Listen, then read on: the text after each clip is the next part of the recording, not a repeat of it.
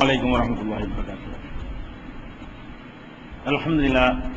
الحمد لله نحمده ونستعينه ونستغفره ونؤمن به ونتوكل عليه ونعوذ بالله من شرور أنفسنا ومن سيئات أعمالنا من يهده الله فلا مضل له ومن يضلل فلا هادي له وأشهد أن لا إله إلا الله وحده لا شريك له وأشهد أن محمدا عبده ورسوله أما بعد. கண்ணியத்திற்குரிய இல்லாமல்ல அல்லாஹ் ஜல்ல ஷானஹு தஆலாவின் நல்லடியார்களே, மரணத்திற்கு பின் என்ற இந்த தொடர் நிகழ்ச்சியிலே நேற்றைய தினம் இறந்தவர்கள், அவர்கள் அல்லாஹ்வுடைய பாதையில் கொல்லப்பட்டவர்கள் உயிரோடு இருக்கிறார்கள் என்றால் அதுக்கு என்ன அர்த்தம் என்பதை நபிகள் நாயகம் ஸல்லல்லாஹு அலைஹி வஸல்லம் அவர்களுடைய விளக்கத்தின் அடிப்படையிலையும் அறிவுபூர்வமான வாதங்கள் அடிப்படையிலையும் அறிந்து கொண்டோம். இது ஏன் அறியறோம்னு கேட்டா, இறந்ததுக்கு பிறகு அந்த ரூஹுகள் என்னங்கிறத நம்ம சரியா புரிஞ்சுக்கிட்டோம்னு சொன்னா இந்த சமுதாயத்தில் நிலவுகிற நிறைய தவறான நம்பிக்கைகள் அடிபட்டு போயிடும். அடுத்து என்ன பண்றாங்கன்னு கேட்டா, இந்த இறந்தவர்களை அழைத்து பிரார்த்தனை செய்யக்கூடியவர்கள் அவங்களுக்கு வேற விதமான உயிர் இந்த உலகத்தில் இருக்கும் பொழுது எந்த மாதிரி உயிர் இருந்ததோ அதே மாதிரி உயிர் இருக்குதுன்னு நிரூபிப்பதற்காக வேண்டி வேற ஒரு ஆதாரத்தை கொண்டாந்து வைப்பாங்க. என்ன ஆதாரம் கேட்டா, இறந்தவர்களை ஜியாரத்து செய்யணும்னு மார்க்கத்தில் சொல்லப்பட்டிருக்கிறது. ஜியாரத் என்று சொன்னாலே உசுரோட உள்ள ஆளை போய் பார்க்கறதுக்கு பேர் தான் ஜியாரத்து. சந்திக்கிறதுன்னு அர்த்தம் சந்தித்தல். ஜியாரத்துனா சந்தித்தல் அர்த்தம். சந்திக்கிறது சொன்னாலேயே உயிரோட உள்ள ஆளை போய் பார்த்து தான் செஞ்சுவோம், சந்திச்சோம்னு சொல்லுவோம். அப்ப அங்க கபரை போய் ஜியாரத் பண்ணணும்னு ரசூல் ஸல்லல்லாஹு அலைஹி வஸல்லம் சொல்லி இருக்கும் பொழுது அதுல இருந்தே அவங்க உயிரோடு இருக்கிறாங்கன்னு விளங்கலையா? இது பயங்கரமான ஆதாரம். இறந்துட்டாங்க, தூங்க வச்சிருக்கிறாங்கன்னு தெளிவான ஹதீஸுகள்லாம் இருக்குது. அதையெல்லாம் கண்டுக்கிறாம இந்த மக்களுடைய அறியாமையை அப்படியே அதை உறுதிப்படுத்துற விதமாக இவங்க போலியான வாதங்களை எடுத்து வைக்கிறாங்க. இது சில அறிஞர்கள் கூட, இப்னுல் கையும் போன்ற சில அறிஞர்கள் கூட இது மாதிரியான ஒரு பெரிய ஆர்குமெண்ட் எடுத்து அதுல உயிரோட தான் இருக்கிறாங்க. இந்த வருத்தத்துல நம்மளும் உயிரோட இருக்கிறாங்க நம்புறோம். அந்த உயிர் வேற மாதிரியான உயிர். வித்தியாசம் என்னன்னு கேட்டா, நம்ம உயிர் வேற, அவங்க உயிர் வேற. இந்த உயிர் தான் எடுத்தாச்சே, வேறு விதமா உயிரோட இருக்கிறாங்கன்னு சொன்னா இல்ல இந்த மாதிரி தான் இருக்கிறாங்க, இல்லாட்டி எப்படி நம்ம போய் ஜியாரத்துன்னு சொல்ல முடியும் அப்படிங்கிற மாதிரியான ஒரு கருத்தை எல்லாம் அவங்க சொல்றாங்க. அதனால ஜியாரத் என்ற வார்த்தையில் இருந்து அவர்கள் நம்ம உயிரோட இருக்கிற மாதிரி தான் அவங்களும் உயிரோட இருக்கிறாங்கன்னு ஒரு ஆர்குமெண்ட் பண்றாங்க. ஆனா இது மொழி தெரியாதவர்கள்ட்ட வேணா இப்படி சொல்லி ஏமாத்தலாம். ஜியாரத்துங்கிற வார்த்தைக்கு உயிரோட உள்ளவர்களை பார்க்கறது தான்ங்கிற அர்த்தமே கிடையாது. மூல அகராதியில எவ்வளவு பெரிய அறிஞர்கள் சொன்னாலும் சரி, அவங்க அரபு மொழிக்கு மாற்றமாகவும் சொல்றாங்க, நபி மொழிக்கு மாற்றமாகவும் சொல்றாங்க. நபிகள் நாயகம் ஸல்லல்லாஹு அலைஹி வஸல்லம் அவர்கள் மதீனாவுல உங்களுக்கு தெரியும், குபாங்கிற ஒரு பள்ளிவாசல் இருக்கிறது. மதீனாவுல நபிகள் நாயகம் ஸல்லல்லாஹு அலைஹி வஸல்லம் அவங்க கட்டின முதல் பள்ளி அதுதான். மஸ்ஜித் நபவி கூட இரண்டாவது தான் கட்டுறாங்க. ரசூல் ஸல்லல்லாஹு அலைஹி வஸல்லம் அவர்கள் ஹிஜ்ரத் செய்து வந்த உடனே மதீனாவுல நுழைகிறதுக்கு முன்னாடி ஊருடைய என்ட்ரன்ஸ் நுழைவு அந்த பகுதியில தங்கி அங்க ஒரு பள்ளிவாசல கட்டுறாங்க. அந்த இடத்துக்கு பேர் தான் குபா. அதுக்கு அப்புறம் தான் ரசூல் ஸல்லல்லாஹு அலைஹி வஸல்லம் என்ன செய்றாங்க, நகரத்துக்கு உள்ள வர்றாங்க. அதெல்லாம் ஒரு எக்ஸ்டென்ஷன் மாதிரியான ஏரியா, ஊருக்கு வெளியில. அந்த இடத்துல ஒரு பள்ளிவாசல ரசூல் ஸல்லல்லாஹு அலைஹி வஸல்லம் கட்டிட்டு அப்புறமேல என்ன செய்றாங்க, மதீனாவுக்கு இப்ப மஸ்ஜித் நபவின்னு சொல்றோமே இந்த பள்ளிவாசலை அவங்க கட்டுறாங்க. அப்ப அந்த குபா பள்ளியில ரசூல் ஸல்லல்லாஹு அலைஹி வஸல்லம் ஆரம்பத்தில் இருந்ததுனால அந்த மக்களோட அந்த பள்ளியோட ஒரு தொடர்பு வச்சுக்கிற என்ன செய்வாங்க, விரும்புவாங்க. அடிக்கடி போயிட்டு வருவாங்க. ஒரு வேலையும் இல்லாட்டா கூட என்ன செய்வாங்க, நம்ம முத கட்டின பள்ளிவாசல் ஆரம்ப கால மக்கள் அவங்க அங்க ஒரு விசிட் அடிச்சுட்டு வரணும் அப்படின்னு சொல்லி நபிகள் நாயகம் ஸல்லல்லாஹு அலைஹி வஸல்லம் செய்வாங்க, அங்க போவாங்க. இதை பத்தி புகாரியில 1192வது ஹதீஸ்ல வருது. அன்ன ரசூலுல்லாஹி ஸல்லல்லாஹு அலைஹி வஸல்லம் கான யஸூரு குபா ராகிபம் மாஷியன். ரசூல் ஸல்லல்லாஹு அலைஹி வஸல்லம் அவர்கள் குபாங்கிற அந்த இடத்துக்கு பள்ளிவாசலுக்கு போவாங்க. ராகிபன் மாஷியன், வாகனத்திலையும் போவாங்க, நடந்து போவாங்க. நடந்து போற தூரம் தானே, ஊருக்கு வெளியில நடந்து போயிடலாம். சில நேரத்தில் ஒட்டகத்துல ஏறியும் போவாங்க. அப்படின்னு சொல்லும் பொழுது கான யஸூரு, யஸூரு ஜியாரத்துல இருந்து உள்ள வார்த்தை வருது. அந்த குபாவை ஜியாரத்து செய்வார்கள் அப்படின்னா குபா பள்ளிவாசல் உசுர் இருக்குன்னு அர்த்தமா? ஜியாரத்து வார்த்தையை போட்டதுனால உசுர் இருக்குன்னு அர்த்தம் செஞ்சா குபா பள்ளிவாசலே ரசூலுல்லாஹ் ஜியாரத்து பண்ணாங்கன்னு வருது, அதுலயும் ஜியாரத்துங்கிற வார்த்தை வருது. அப்ப குபா பள்ளிவாசலுக்கு ரூஹ் இருக்குன்னு அர்த்தமா?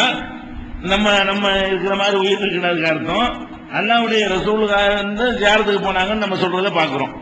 அதே மாதிரி ஆயிஷா நாயகி சொல்றாங்க, அகமது முஸ்னத் அகமதுல 23,617வது ஹதீஸ்ல இருக்குது. ரசூல் ஸல்லல்லாஹு அலைஹி வஸல்லம் அவர்கள் மினாவில் இருக்கும் பொழுது, ஹஜ்ஜுக்கு போயிருந்தாங்கல்ல, அப்ப மினாவுல இருக்கும் பொழுது அவங்களுக்கு நான் நறுமணம் பூசி விட்டேன். கபுல யஸூரல் பைத்த, காபத்துல்லாவை அவங்க ஜியாரத் செய்யறதுக்கு முன்னாடி, காபாவை ஜியாரத்து செய்யறதுக்கு முன்னாடி நான் நறுமணம் பூசி விட்டேன். மினாவுல இருந்து அப்புறம் காபாவுக்கு ஜியாரத்துக்கு போவாங்க. அதுக்கு கூட தவாபு ஜியாரண்டே பேரு, ஜியாரத்துடைய தவாஃப்னே பேரு. எல்லாரும் இந்த குரூப் வரைக்கும், இந்த கபரு வணங்குற குரூப் வரைக்கும் அதுக்கு பேர் என்ன வச்சிருக்குது?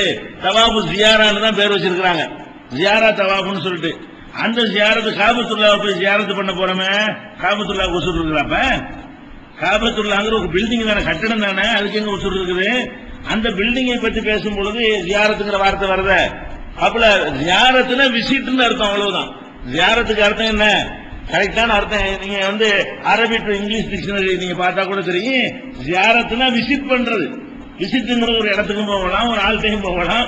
அது எல்லாமே அது பொதுவான ஒரு அர்த்தம் உள்ளது. இதை வச்சுக்கிட்டு உசுரோடு இருக்கிறாங்க எப்படிங்க? அது உயிரை எடுத்தாச்சு நல்லா தெரியுது, கொண்டு போறாங்கன்னு தெரியுது, அவங்கள தூங்க வச்சிருக்கிறாங்க நல்லா தெரியுது, எல்லாமே தெளிவாக ஹதீஸ்ல இருக்கும் பொழுது இதை சுத்தி வளைச்சுக்கிட்டு போய் இந்த தர்காவில் போய் வணங்குறதுக்கு இப்படி ஆதாரம் காட்டணுமா? இப்படி எல்லாம் காட்டுகிற காட்சியை பார்க்கிறோம். அதனால இதுவும் சரியான ஆதாரம் கிடையாது. அடுத்து என்ன ஆதாரம் காட்டுவாங்கன்னு கேட்டா, நம்ம சலாம் சொல்றோம்ல, அதான் பயங்கரமான ஆதாரம். கபருக்கு போய் என்ன செய்யறோம்? அஸ்ஸலாமு அலைக்கும் தார கௌமின் முஃமினீன், அல்லது அஸ்ஸலாமு அலைக்கும் அஹ்லத் தியாரி மினல் முஃமினீன், அப்படின்னு அஸ்ஸலாமு அலைக்கும் அஹ்லல் குபூர்னு சொல்லி பலவிதமான துஆக்களை நபிகள் நாயகம் ஸல்லல்லாஹு அலைஹி வஸல்லம் அவர்கள் நமக்கு சொல்லி தந்திருக்கிறார்கள். அதுல எல்லாத்துலயும் என்ன வருது? அஸ்ஸலாமு அலைக்கும் வருது. அஸ்ஸலாமு அலைக்கும் சொல்றாருன்னா உசுரோட தானே சொல்லுவோம். செத்து போனாருக்கு எப்படி அஸ்ஸலாமு அலைக்கும் சொல்றது? பாயிண்ட் எப்படி? உயிரோட தான் இருக்கிறாங்க. எந்த அளவுக்கு உயிரோட இருக்கிறாங்க? நம்மளோட கனெக்ஷன் உள்ள அளவுக்கு உயிரோட இருக்கிறாங்க. அதனால நம்ம சலாம் சொல்றோம். கனெக்ஷன் இல்லாத ஆளுக்கு போய் சலாம் சொல்லுவோமா? அப்ப சலாம் சொல்லுகிறோம். கபர்ல போய் ரசூல் ஸல்லல்லாஹு அலைஹி வஸல்லம் நமக்கு என்ன சொல்லி இருக்கிறாங்க? சலாம் சொல்லி இருக்கிறாங்களே. அஸ்ஸலாமு அலைக்கும் தார கௌமின் முஃமினீன் வ இன்னா இன்ஷா அல்லாஹு பிக்கும் லாஹிகுன், முஃமின்களே உங்கள் மீது சலாம் உண்டாகட்டுமாக, நாங்கள் உங்களோட இதோ சேரப்போகிறோம். அன்தும் சலஃபுனா, நீங்கள் முன்னாடி போய் விட்டீர்கள், நஹ்னு பில்லாஹ் சார் நாங்க பின்னாடி வந்துகிட்டே இருக்கிறோம். இப்படி எல்லாம் கருத்துப்பட கபர்ஸ்தான்ல போய் ஓத வேண்டிய துவாவை நபிகள் நாயகம் ஸல்லல்லாஹு அலைஹி வஸல்லம் சொல்லி தந்திருக்கிறார்கள். அந்த துவாவிலிருந்து என்ன விளங்குது? அவங்க வாதம் என்ன விளங்குது என்றால், யாரு மௌத்தா போனாலும் அவங்க என்ன செய்யறாங்க? மூமினானவர்கள் உயிரோடு இருக்கிறார்கள். எந்த அளவுக்கு உயிரோடு இருக்கிறார்கள்? நம்ம சலாம் சொன்னா கேட்குவாங்க. கேட்காத அளவுக்கு ஏன் சலாம் சொல்லணும்? அஸ்ஸலாமு அலைக்கும்னா கேட்க போய் தான் நம்ம சலாம் சொல்றோம். கேட்காத இடத்துல யாராவது சலாம் சொல்லுவாங்களா? பயங்கரமான ஆதாரம் வச்சிருவாங்க. ஆனா இதுல இருந்து விளங்குவதை விட தெளிவா சொன்னதை என்ன பண்றது? அப்ப தூங்கிட்டு இருக்கிறாங்கன்னு சொன்னது நானா ரசூலுல்லாவா? அல்லாஹ்வுடைய ரசூல் தானே சொல்றாங்க. கியாம நாள் வரைக்கும் தூங்குறாங்கன்னு சொல்றாங்களா இல்லையா? 2 தடவை தானே எழுப்பப்படுவாங்கன்னு சொல்லப்படுது. அதெல்லாம் தெள்ள தெளிவாக வராட்டி இப்படி போகலாம். தெள்ள தெளிவாக அப்படிலாம் வரலன்னு வச்சுக்கிறங்க. சரி, இது ஒண்ணுதான் மொத்தமே ஆதாரம் இருக்குது, சலாம் சொல்லி இருக்குது, சும்மா சலாம் அப்படின்னு ஒரு சொன்னாலாச்சும் ஒரு அர்த்தம் இருக்குது. இப்ப நேரடியாக விளங்குவதற்கு ஒரு வேற ஆதாரம் இருக்கும் பொழுது இதுல என்ன செய்யணும்? சலாம் சொல்லிட்டு போயிட்டு இருப்பியா? நேரடியாக தான் தூங்குறாங்கன்னு தெளிவா சொல்லியாச்சுல. தெளிவாக தூங்குறார்கள் சொன்னதை என்ன பண்றது? அந்த ஹதீஸை என்ன செய்ய சொல்றீங்க? அத காலையில மாலையில ஒரு தடவை எழுப்பி சொர்க்கத்தை நரகத்தை காட்டப்படும் இருக்குது, அதை என்ன பண்றது? அது ஹதீஸா இல்லையா? அது ரசூலுல்லாஹ் சொன்னாங்களா இல்லையா? அது பொய்யாக்கும் அப்படின்னு சிந்திக்கிறத விட்டு என்ன பண்றாங்க? அதை தூக்கி ஓரம் கட்டிடுவாங்களாம். எதுக்கு நாம் சலாம் சொல்கிறோம்? அதிலிருந்து என்ன விளங்குகிறது? நம்முடைய சலாமை அவர்கள் கேட்பார்கள் அப்படின்னு ஒரு பாயிண்ட் தூக்கி வைப்பாங்க. ஆனால் இது தப்புங்க. இதுல இருந்து இப்படி ஒரு ஆதாரம் இருக்கிறது மார்க்க அடிப்படையில் பெரிய தப்பு. எப்படி தப்புன்னு கேட்டா, நமக்கு இதே மாதிரி வேற சான்றுகள்லாம் இருக்குது. நம்ம தொழுகையில் அத்தஹியாத்து ஓதுறோம். இந்த அத்தஹியாத்து ஓதும் பொழுது அதுலயே ஒரு சலாம் நம்ம சொல்றோம். எப்படி சொல்றோம்? அஸ்ஸலாமு அலைக்க அய்யுஹன் நபியு வ ரஹ்மத்துல்லாஹி வ பரகாத்துஹு வருதா? எல்லாம் அத்தஹியாத்து மனப்பாடம் பண்ண அவ்வளவு பேருக்கும் தெரியும். அதுல என்ன வருது? அஸ்ஸலாமு அலைக்க அய்யுஹன் நபியு, நபியே உங்கள் மீது சலாம் உண்டாகட்டுமாக அப்படின்ற ஒரு சொல்லு வருது. இதை நம்ம மட்டும் சொல்லல, நபிகள் நாயகம்